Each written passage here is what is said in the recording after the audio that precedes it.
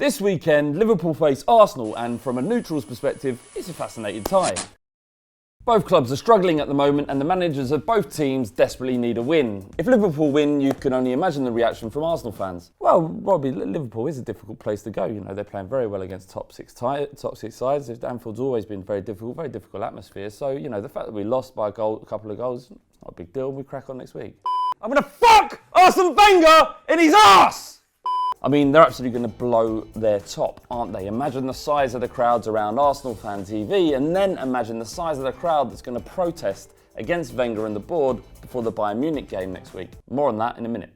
And the omens look good for Liverpool. Despite being in bad form, they've typically done well against sides that like to come out and play, and struggled against those that sharp shop. Arsenal should suit their style, and it will be a fascinating game either way. And while some may claim that there is no pressure on Klopp, the manager himself has stated that they're all playing for their own futures.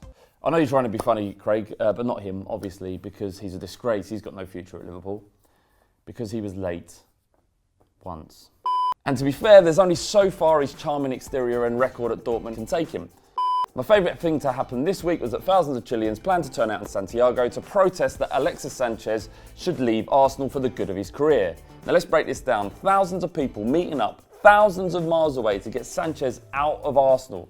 Well, guys, Craig, I know what you're trying to do with the funny pictures again, but we're as bad as Trump. That's fake news. Flav, we can't be doing this. What? Well, it's not thousands, is it? And that's not. There is a protest. There was a protest. But that's not true, is it?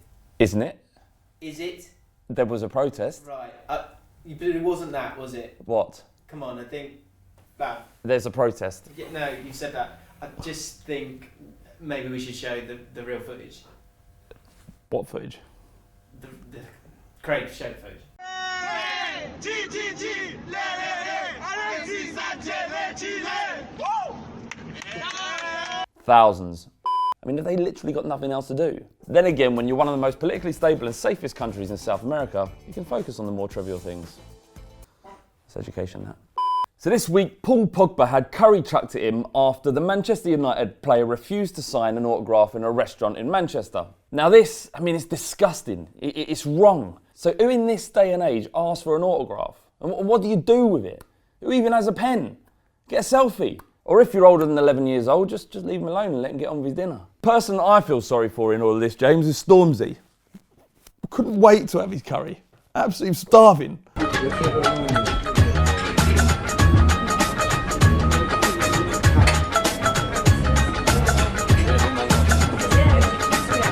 Twitter went absolutely mental. You should have seen some of the hashtags for it. First one was hashtag Pogbaji, and then there's Pogarji, and then there's Pogbadom, and then there's Tika Taka. Nothing really to do with Pogba, but still I liked it. Hashtag Atletico Madras, although that was a different story. I quite liked it still though. Hashtag Nani. Hashtag Pogjalfrazy. Doesn't even make sense. If your surname Pogba, why would you call your son Paul? It's a pain in the arse. So Paul Pogba had curry chucked at him in a Manchester restaurant this week. Oh, I know what it is. Marketing. His name's not Paul. Top comments time. What's this? What's your living room? Minimalist. Is that what you're going for? I don't like it. They don't like it. No one likes it. If you are going minimalist, no one likes maybe get rid of that. I'll never get rid of that. It's in case there's a fire. This week, me and Flav fell out because we were talking about Ranieri. He was saying football's a business. I was saying you need to have a bit more understanding. What happened? It went off. Positive comment. No, Leicester 1-3-1. That's right. All right, yeah. They're looking at Roy Hodgson. Yeah, a lot of people seem to do that face. And other people for the job. But positive comment he's made a good suggestion here of who they should be looking for, who they've overlooked a little bit. I reckon they should get in Ranieri. Great record. He won the league last year. Knows the club well, and he's recently available. Perfect fit. I think that's smart. Yeah, no, he's won the league. Yeah, he won the league last year. Yeah. Recently available. All right, yeah, bring him in. Incredible story. He took minnows to league champions in one season. Yeah, get him in. Sticking with the Ranieri out video, the Leicester City video, Miles Fitz, with Ranieri sacking and Southampton robbing, I can feel my love for football fading. The constant wrong ref calls, watching the wrong team win, all because of some untouchable ref. Now this is serious. and this is scary. Miles, hang in there, stay with us, because this is part of it. The ups and downs. Do you know what? Hang on. Right. Right, here we go. Miles, this is important now. Now listen to me. This is what football is about, okay? And it's a very simple graph. Frequency of success down the bottom here. Intensity of pleasure when you get that success up here at the top. This is how it works.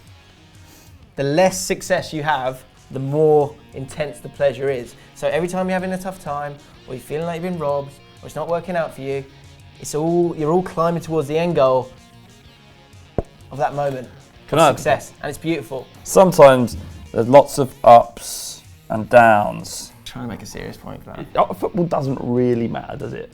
It's just like it's something that distracts us from the kind of existential crisis that is life.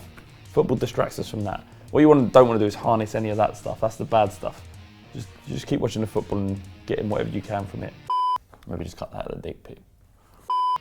We also did Ask the Club on a Tuesday. Every Tuesday we do that, and we answered the question, have you ever cried at football? I said yes. Everyone has. Sure. I have once, twice, but I don't talk about the one. I won't. Guess what it is? You can't. Bet they can. Bet they can. Konrad Ostrowski said, moments I've cried at football. He's a Liverpool fan. Champions League, so Flav, are these allowed? Right. Yeah. Champions League group stage exit 2014. No. Group stage exit. Yeah, no, that's not enough. FA Cup semi-final loss 2015. I can see that. Gerrard's final home game. No. No? I mean, only because I don't like him, but... League Cup final loss 2016. League Cup final? 2016? Last year. I mean, no. How old is he? I don't know. It's a lot of crying, though. There's a lot there. Yeah, poor guy. I feel sorry for him. And most bizarrely, a 3-1 loss away to West Ham in 2014. Now, I looked into this one. Right? The rest of them, like, they're finals or, like, it's a big deal. Group exit, I think that is a little bit too much. You can't cry over a league game. Not a league game in September. No. Sorry to laugh, Tell us but about the game. they lost 3-1 in that it? September. Yeah. That's it? Yeah. There's I no love the passion, but I think you need to zoom out a bit. And finally, Harry Kane has been banging in the goals. And we asked the question, is Harry Kane world class? Is Harry Kane world class? Yeah. And is Harry Kane world class, which is the one we did a video about. A lot of people said that he wasn't. That's their opinion, leave it. But John Hill said this comment, which I thought was interesting. England have not had a world-class player for 20 years. Where are we? 2017? That would be 1997. 1997. Who was in our team then? Shearer. Steve Stone. Steve Stone. Must have been Steve Stone. Yeah, Steve Stone. Is this true? This is the question for this week. Let us know in the comments below.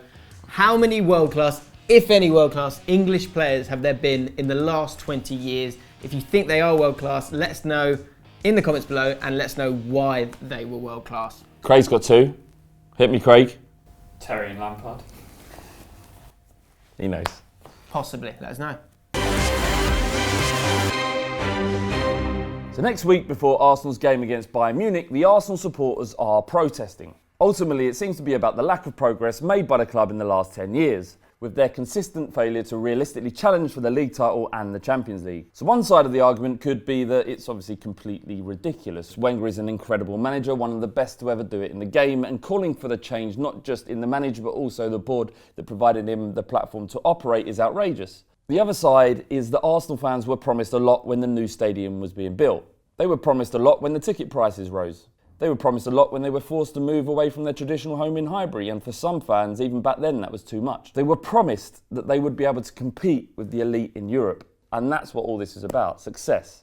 And demanding success is a dangerous thing. This anger and energy could be focused on actually doing something good, like reducing ticket prices, changing the cronyistic FA, and making football more inclusive to young people. The problem with demanding success is that it gives owners free rein to charge what they like. You wanted success, well, success costs, and so the prices go up.